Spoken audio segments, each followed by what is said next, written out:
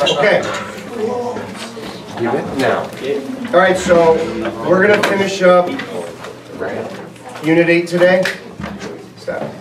Tomorrow, I'm out, and I'm going to leave a video on Woodrow Wilson, and there's a lot in there about the Versailles Treaty and the League of Nations.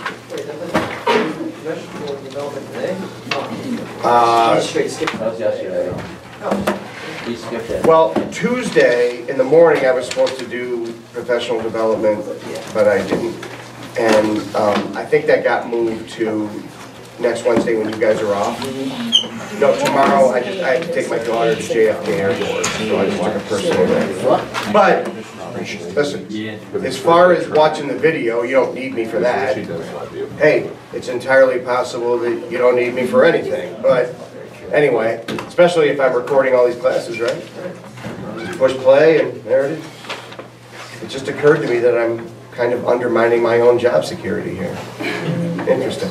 Okay, well, so I want to take today, go back to the Shank case, which I didn't finish yesterday because we were kind of up against the bell.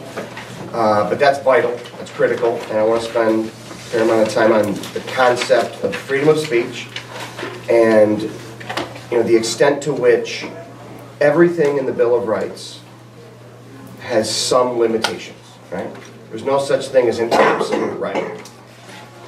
Okay, so when we're done with that, we'll look at the Versailles Treaty and Wilson's 14 points and America's unwillingness to ratify the treaty and join the League of Nations. And then that'll do it. That'll pretty much wrap up this time-consuming, lengthy 8th unit. So, Monday, practice questions. We'll split it. Some regents, some college. And then Tuesday we're going to have this test. You guys are off Wednesday. And then Thursday we'll start Unit 9, which is the Roaring Twenties and the Great Depression. Any questions about anything related to tests, study guides, optional homework, grades, what's coming up, what we've covered? Are you handing up the study guides today? I have them. They're ready. Okay. So just see me before you go. My plan was to hand them out Monday, the day before the test, but if you want them ahead of that, they're ready to go. So just let me know. Okay? Other questions? Okay, so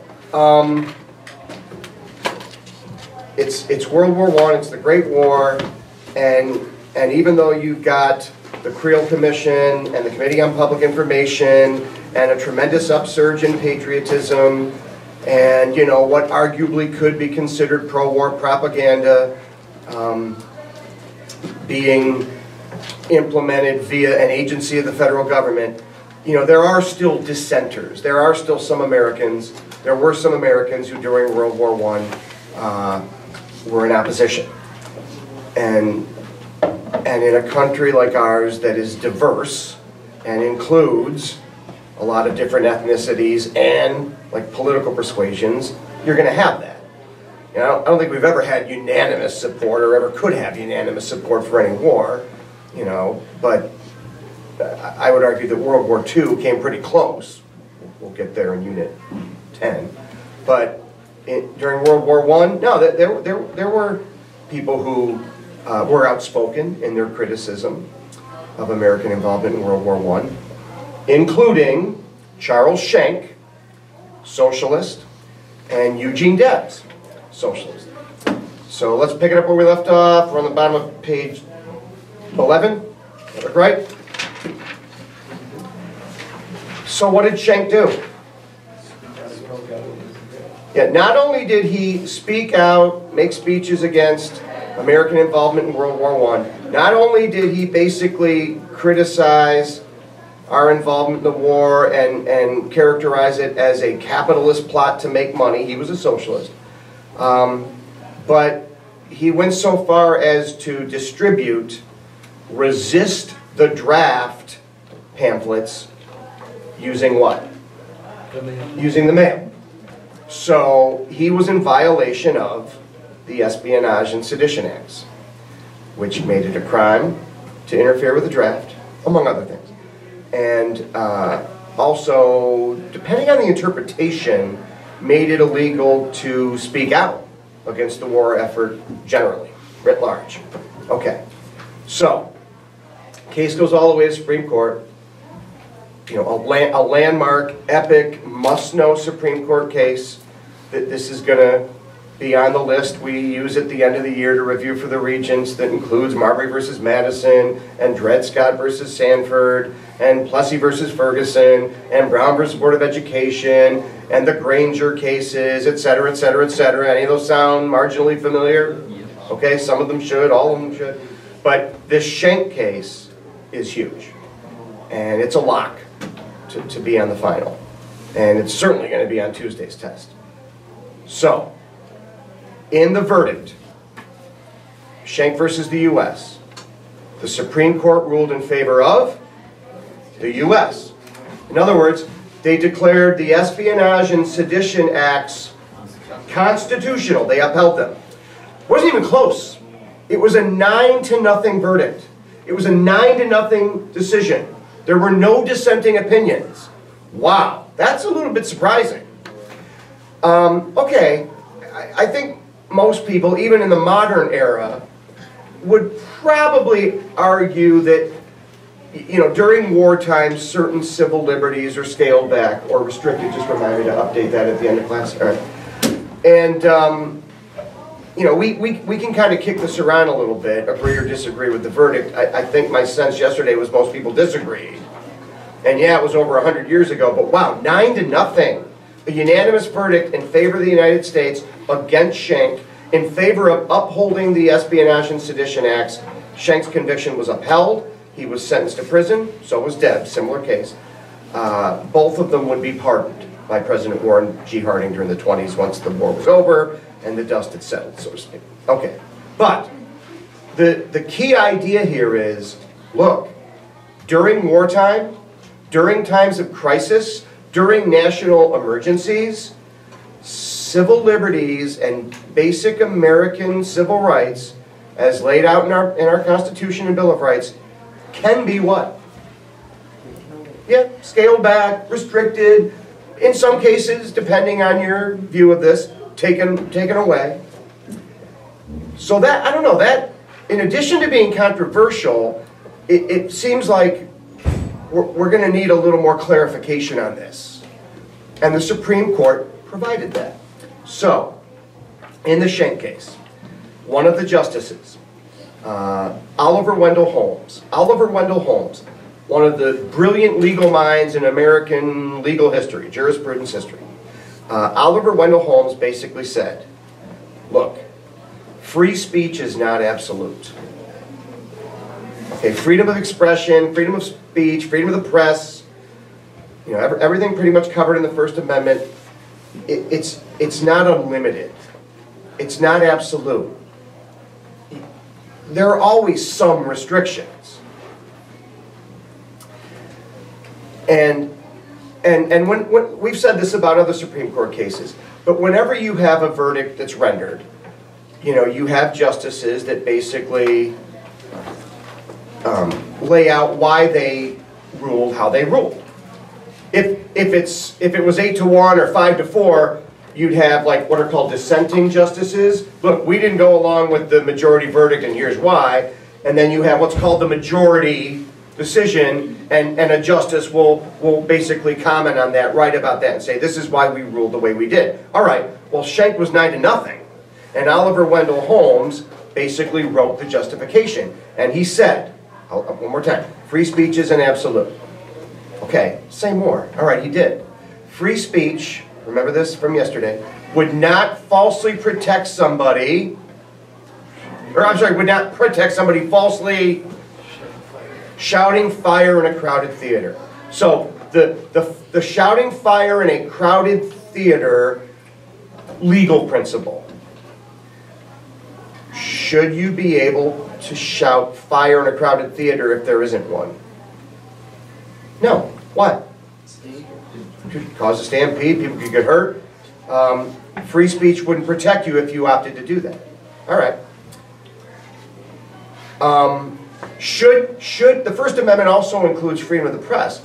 Should the press, and we have a free press in this country for the most part, they're not subject to censorship, but should the media be allowed to report or publish information that would compromise national security? I would say no, right? If the press, ran an article telling our enemies where we're the most vulnerable and when the best time to attack might be, I suspect most people would say, wait, that crosses a line, right? Okay. I mean, right now this country's having a debate about the Second Amendment and gun rights. And for the most part, I'm in the NRA, I have a weapon, but I also feel like there are some reasonable limitations that can be put on weapons and gun ownership. Second Amendment, a well-regulated militia being necessary for the security of a free state, comma, the people's right to keep and bear arms shall not be infringed. Okay, but that's not unlimited. Well, if the government's got a weapon, I get the same weapon. Really? You get nukes? No. You get a tank? I don't think so. Do you need a bazooka? Well, need, want, those are different things.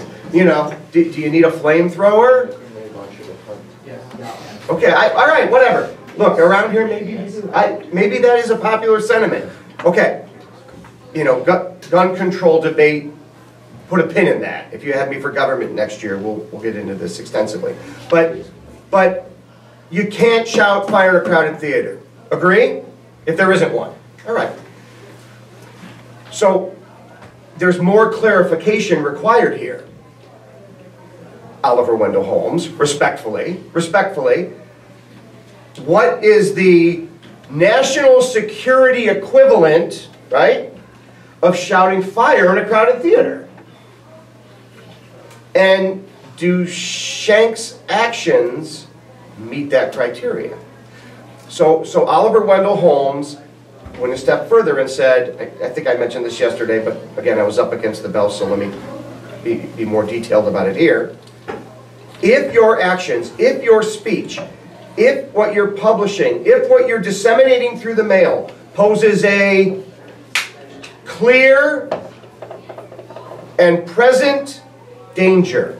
All right, this is key. So I don't think I did get to this yesterday. Somewhere where if you're taking notes on Shank, right, make a note of this. Clear and present danger. Clear and present danger. These are Holmes's words. This is the Supreme Court's majority unanimous opinion language. If your actions pose a clear and present danger to the security of the nation, they can be limited. Listen, you may. All right?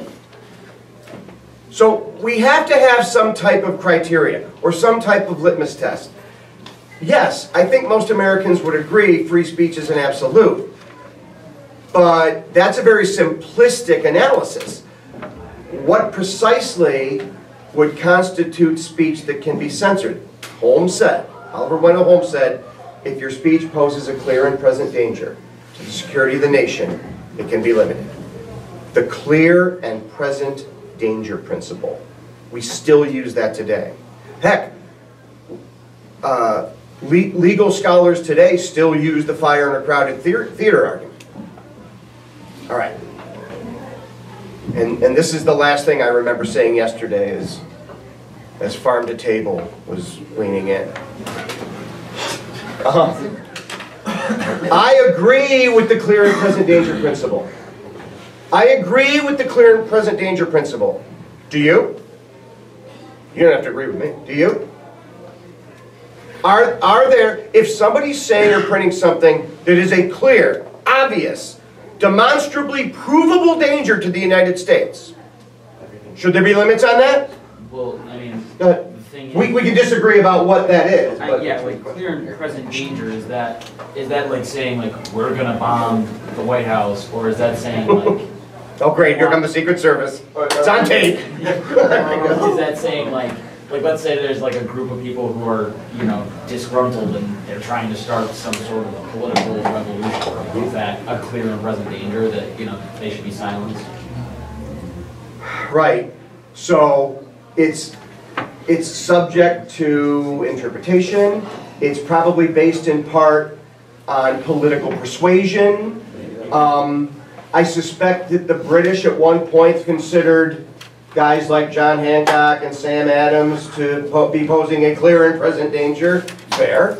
And they would have, and they did try to restrict that speech. Which is why we have a First Amendment in part, right? Yeah. Excellent point.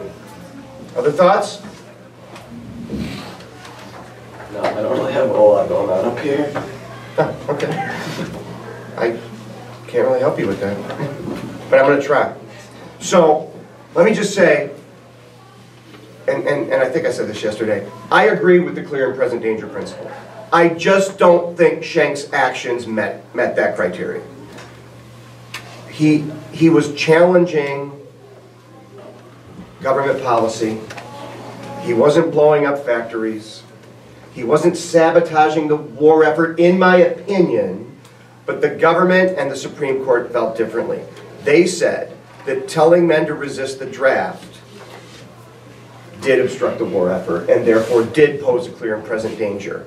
Look, we're not on Vietnam yet, but go ahead. Can you give an example of like something that could be brought up as like so that it is clear and present from the history? Well, yeah. I know that there was something with like Vietnam. So there were a lot of, draft dodgers, conscientious objectors, draft evaders during Vietnam, and many people fled to Canada or Mexico to avoid military service. But there were people who burned draft cards, and there were people who just said, look, I'm not leaving the country, but I refuse to be forced into involuntary servitude, right? That's actually in the 13th Amendment. Now, it's geared towards the end of the Civil War and the freeing of the slaves, but depending on which stage of the Vietnam War we were involved in, they were certainly subject to arrest and prosecution. But then, later, they were granted pardons and amnesty by Ford and Carter, respectively. It was with the McNamara papers that they were like saying how futile the Vietnam War was when it came out. Like the Pentagon Papers, right? Yep. They were just saying that. So. Right. Well, and they published it. And then... So this is an excellent question, and when we get to the World War II unit, we're gonna talk about a commission that was set up after World War I called the NIE Commission. And the NIE Commission basically found that, a big part of why we got drawn into World War I was because weapons manufacturers saw the prospect for profit there. That's basically what Shank was saying. That's almost verbatim what Shank was saying. This is a corrupt war. It's a capitalist plot to make money. You shouldn't have to serve against your will. Resist the draft. Resist the draft. I think it's safe to say that there was kind of a wave of hyper super patriotism. And during peacetime, I doubt if Shank would have been prosecuted. Yes, it's true the rules changed somewhat during national crises and emergencies. So, I mean, it is a political issue. Should there be a clear and present danger criteria? I think there should be. I think there is. Did Shank's actions rise to that level? Personally, I say no. But I acknowledge that there are more hawkish law and order national security buffs who might disagree with me on that. Other thoughts? So the Debs case was essentially the same thing. Debs versus the U.S. How'd you like to be Eugene Debs, man? You're the subject in not one but two landmark Supreme Court cases. You lost both of them, but you're involved in two cases that are monumental. All right, so anything else on the impact that American involvement in World War I had on civil liberties? So yeah, my plan is to be here next year, and I'll probably teach government, and I'd love to have you guys on board for that because we get into some of these debates more extensively because we have more time to do that. All right, turn the page. last thing on World War I, the Versailles Treaty. Do you remember this from Global somewhat? What are you supposed? Host, right? I'm all stuffed up, I can't. Oh no, Luke, no! That's like the culinary equivalent of squirrel. Squirrel. You just confessed to not having too much going on up here, and now you're doing like the easily distracted squirrel. No. If you feel like you must have this toast, Bro, you need to tell the story. there's a story. Oh, there's a story. All right, tell me at the end. You don't want your story going out on YouTube. Yeah. All right, or do you? All right, so American entry into the war won it for the Allies. And Germany surrendered, not to England and France, but to us. Because they wanted the peace treaty to be based on Wilson's ideas for a just and lasting peace, known as his 14 points. Do you remember this stuff? Some of this from Global? Okay, so the Versailles Treaty and Wilson's 14 points. Wilson was a political science professor. Wilson, PhD, brilliant, genius, stable genius, you know? Elite level president, maybe the smartest one we've had, no disrespect to others. But Wilson basically said, look, if we want this to be the war to end all wars, and if we want a just and lasting peace, you should base the provisions of this treaty on my ideas, known as the 14 points. We want, go to where it says 14 points, we're not going to do all 14, but Wilson said, you want this peace to take, you want it to resonate and last, you need freedom of the seas. Right? You need freedom of the seas. That's why America got involved. Violation of that principle.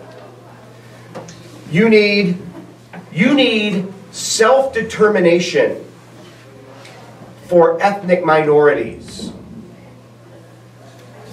You want a just and lasting peace?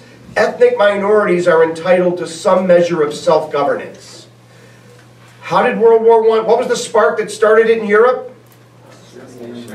The assassination of Franz Ferdinand, right? By a Serbian nationalist. Not saying you reward that terrorist act, but the Serbians did have a legitimate grievance, according to Wilson and others. All right, so freedom of the seas, self-determination, no secret treaties, no secret alliances. Maybe World War I would have never happened if you didn't have like these secret alliances that kicked in that people didn't know about at the outset. You need more transparency in foreign relations. Okay? There are others. The main thing was Wilson's main argument was, we're not going to do all 14, we'll do 4, right? Wilson's main argument was World War I could have been avoided if only there had been a forum, a venue, a mechanism where countries could come together and try to resolve these disputes peacefully ahead of warfare. If only there was some organization where nations could bring their grievances before like a general body or assembly, and at least the opportunity to resolve things without resorting to warfare was available. Of course, that was his idea for a League of Nations. All right, a League of Nations. So, that was his brainchild. That was his baby. This Princeton PhD, now president. That was something that he had, I think, it was his intellectual property. He'd been thinking about this going back, who knows how long. Certainly to his time at Princeton. So his peace proposals included freedom of the seas, equal trade, arms reduction, ending secret diplomacy, self-determination for ethnic groups, etc., etc., etc. All this stuff. But maybe most notably, a League of Nations, an international organization where countries could come together to settle disputes peacefully, or at least try to. All right. So, Questions on the 14 points? Any of this ring a bell? Fee cover this? I'm sure he did. Butler cover this? I'm certain he did. All right. Farm to table cover this? Well, he teaches Global 9, so maybe not. Mrs. K cover this? I'm sure she did. I'm sure she did. Did you guys have Cap or no? Or did you do that loop thing where you had K twice? No, we didn't. Did Cap? Now he would have been pre-Civil War, I think. So no. All right. Number 2, the Versailles Conference. The Versailles Conference. Where's Versailles? It's outside Paris. What's in Versailles? A very lavish palace built by Louis XIV, right? So, the victorious allies meet at Versailles to basically create, draft, write the treaty that's going to end the war to end all wars, right? And Wilson, representing the United States, because we were one of the victorious allies, travels to Versailles. Becomes the first president ever to leave the hemisphere. Like, Theodore Roosevelt visited Panama during the construction of the Panama Canal. But this is significant. Wilson becomes the first president ever to really leave the country long-term, go overseas to Europe to actually participate in this. Now, when he went, watch this, this is key. He didn't bring with him prominent members of the Senate and the Senate Foreign Relations Committee, because they're going to have to ratify any treaty, and he angered a lot of senators by not really consulting with them or inviting them along. All right, and he basically went to Versailles, Wilson did, and sat alongside like the British, the French, and at this point Italy, and they were the big four in the Versailles Treaty, the main allies.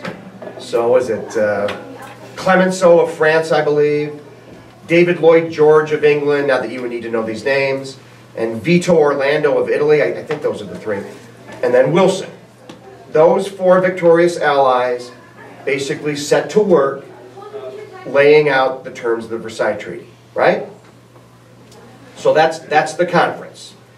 And remember, Germany had surrendered, not to those other three, but to us, because they wanted the peace to be based on the 14 points. All right. What did England and France say about Wilson's 14 points? They wanted to punish. Okay, louder? They wanted to punish. Exactly. Bullseye. England and France basically said to Wilson, I'm paraphrasing, right? I wasn't in the room. I don't even think the press was for much of it. But great idea. Very idealistic. We can tell you're a Princeton professor, but you don't live next door to these guys, right? You haven't been attacked by them twice, the French say. Like the French would go back and say the Franco-Prussian War and now World War I. You know, bravo, masterful ivory tower thoughts on what peace should be.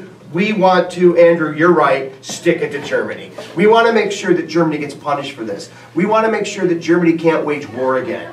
We want to limit their ability long-term to be aggressive and expansionist. Alyssa. Were they like mad that like America was like trying to like take charge because like we entered like later? Like were they mad at us or? Like yeah, on some level, of course. Now, right? It's sort of a dual motivation. Yeah. Thanks for helping us win, but you suffered 100,000 casualties. We suffered millions. Mm-hmm. Excellent point. And that had to be a big part of why they neglected to incorporate all of Wilson's 14 points. Okay? So what did make it into the treaty? Let's go to number 3, provisions of the treaty. Did any of Wilson's 14 points make it in? Yep, basically 2. And I'll save the lead for last, or for second. The first one was the self-determination thing for ethnic minorities. Wilson's idea to create countries like Yugoslavia and Czechoslovakia for those ethnic minorities, they listened to that. That happened. That happened. Like countries in southeastern Europe, what we sometimes call the Balkans, like Czechoslovakia, Yugoslavia, the creation of those 2 nations after World War I, yep, that was Wilson's idea. England and France went along with that. And yes, a League of Nations, England and France signed off on that, good idea, done. That's about it. That's about it. I'm sure you remember from Global, and if you don't, we'll cover it here briefly. The Versailles Treaty was incredibly harsh towards Germany. Germany was forced to accept war guilt. And as punishment, they had to do what? They had to pay reparations. They had to make payments to the victorious Allies. They had to pay the cost of the war. They had to admit war guilt. They had some, but not all. And then economically, you know, they had to absorb the cost of the war. Huge. They lost territory. They lost territory on the Western Front. Like a lot of what had been German territory was turned over to France. Specifically regions like, do you remember Alsace-Lorraine? Was it the Rhineland? Yeah, parts of the Rhineland, Alsace-Lorraine. Like, you've been to Germany recently, and you were more like Bavaria or Berlin, I can't remember. Like we were near Frankfurt, we didn't travel around. Okay, so what I noticed when I traveled through the Rhineland and through like Alsace-Lorraine, which is a huge wine producing region, you get this weird fusion of people who are part French and part German. Like the first name will be like Heinrich or Dieter, which is German, and the last name will be like Levesque or Richard or something like that. So it has like a rich history of both. And both countries historically laid claim to that area. But after World War I, France got it all. France got that area, and the Germans were very resentful of that. In fact, a lot of German-speaking people were almost, well, not almost, were like flexed into German or French territory. Okay, so that's what the Treaty of Versailles ended up looking like. Germany lost territory. Germany lost its colonies in Africa and in some areas in Asia. Germany lost huge segments of its army and its navy. They were demilitarized. Basically a police force is all they got. Kind of like what Japan got after World War II, right? So yes, there was a League of Nations established. Yes, the country of Yugoslavia was created. There you go, Serbian nationalists. Although Yugoslavia, when it was created, was made to include not just Serbians, but Bosnians, Croatians, Herzegovinians, Muslims, Macedonians, and that's all going to unravel after the Soviet Union collapses. More on that later. But that's what the Versailles Treaty ended up looking like. Were there elements of the 14 points? Yeah, basically two. Most of it was, let's stick it to Germany and make sure they can't wage war in the future. How'd that work out? Well, why didn't it work out?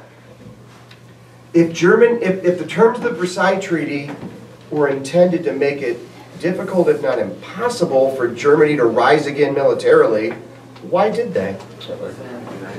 Okay, in part because we didn't join the League. All right, now this is tricky. This is tricky. I try not to be one of those blame America first people.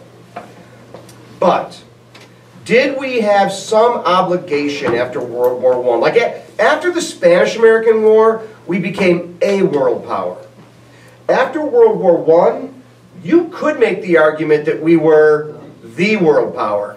The problem was, I think a lot of Americans, well, I think we all know, a lot of Americans after World War I were disillusioned and kind of demoralized by the outcome. Wait a minute. Wilson, you said this was going to be the war to end all wars. You said this was going to be a just and lasting peace. The terms of the treaty say otherwise. The terms of the treaty indicate that England and France just wants to punish Germany. And that's going to create a lot of resentment and perhaps even plant the seeds for, you know, a dictator's rise to power. Well, people didn't have a crystal ball, right? But we know how it turned out. We didn't join the League of Nations. Everybody knows that. We didn't even ratify the Versailles Treaty. We had to make a separate peace with Germany. So drop down to where it says 4, U.S. rejection of the treaty. U.S. rejection of the treaty. Well, if I'm the president and you guys are the Senate, I can negotiate a treaty, but it's not official until you do what? You have to ratify it by This is a heavy lift. It's got to be a 2/3 majority. Most of what the Senate does in terms of like advise and consent, Supreme Court Justice, and Ambassador, most of that stuff's just a simple majority. Today it'd be 51 out of 100, but back then we didn't have 50 states. Ratifying a treaty's got to be 2/3. That's a heavy lift. And our Senate, there was a majority, but there wasn't a 2/3 majority. We did not ratify the Versailles Treaty. We did not join the League of Nations. Why? Well, Wilson, a Democrat, had angered a lot of prominent Republicans in the Senate by not consulting with them, by not inviting them along to Versailles. He snubbed them, in their view. And there was one Republican senator in particular, from Massachusetts, Henry Cabot Lodge. Senator Henry Cabot Lodge from Massachusetts. He was the leader of the Senate Foreign Relations Committee. They're probably the most powerful senator at that time. And he led the fight against ratifying the Versailles Treaty. Wilson and Lodge detested each other. It was personal, it was political, and it got ugly. And yes, a big reason why we did not ratify the Versailles Treaty or join the League of Nations, and you're right, that did sort of lay the framework for Hitler's rise to power, because the League was weak without us in it. Some of that was just petty politics between two stubborn ideologues, Wilson and Lodge. That's one of the main reasons why we didn't ratify the treaty. Okay? Look, Wilson was stubborn. He wouldn't make even minor changes to the treaty. He was inflexible. He wouldn't budge. That's kind of on him. But Lodge, too, was rather petty. Maybe a healthier Wilson could have persuaded the nation to put pressure on their senators to vote for it. But what happened to Wilson? He had a stroke. So Wilson basically tried to go around the country. This is, you know, pre-internet, pre-television, pre-radio. Pre-radio. And Wilson basically did like this train tour as much as he could, speaking directly to the people. You got to put pressure on your senators to vote for this. And he ran himself ragged, and he had a stroke. A very debilitating stroke. And I think in part because of that, he was unable to kind of like push that across the goal line. Get it? But even if he had been healthy, there are a lot of indications that the American public at this point was just kind of retreating back into what? Isolationism. Neutrality, bordering on isolationism, for sure. I mean, it's sad. This was Wilson's brainchild, and at his lowest point, when he was reeling from the effects of a stroke, and he received word that the Senate had voted against ratifying the treaty, you know, he is reputed to have said, they have shamed us in the eyes of the world. When Wilson came back to the United States, you'll see this in the video tomorrow, you know, he asked to, Lodge said, hey, let's deliver this treaty to the Senate together. And Wilson said, no way, this is my show. This is before he had his stroke. Now, after he had his stroke, he was arguably very incapacitated. Maybe not even capable of fulfilling his constitutional duties as president. What happens if the president dies in office? Who becomes president? The vice president. Okay, what happens if the president's just sick or temporarily disabled? That's not covered. It is now, all right, the 25th Amendment. Like if you can demonstrate that somebody's incompetent, okay, I'm not going to take the bait here. You know, there have been people that said we should invoke the 25th Amendment, like, because some of what the current president's doing seems a little bat crazy. But there are provisions now for that. There's a detailed amendment that lays out the criteria you need to invoke it. What did they put that? What, FDR? No, help me out here.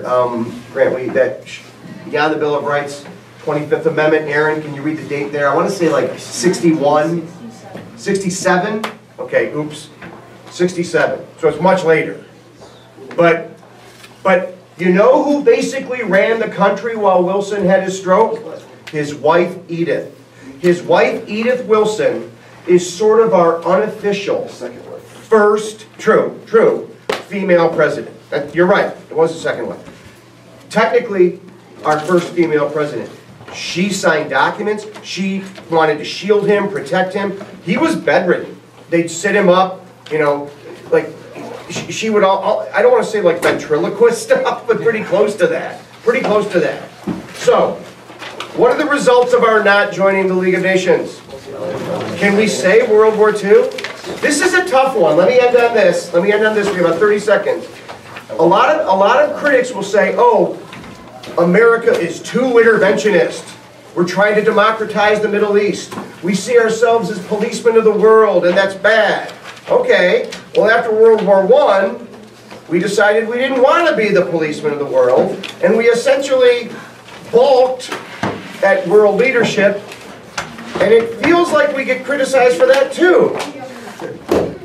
All right, we'll end on that.